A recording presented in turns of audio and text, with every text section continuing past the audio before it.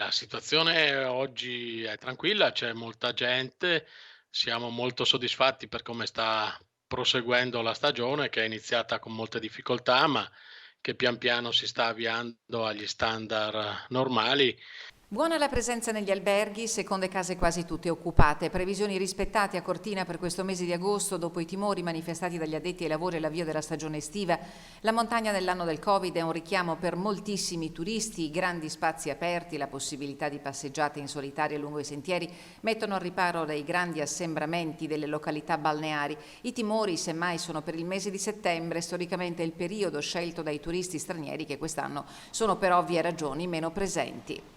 Gli spazi ci sono, gli spazi per godere in tranquillità e in sicurezza le vacanze ci sono e credo che sia anche l'occasione per avere un clima un po' più fresco che nelle città e poter rinfrancarsi per la prossima stagione autunnale.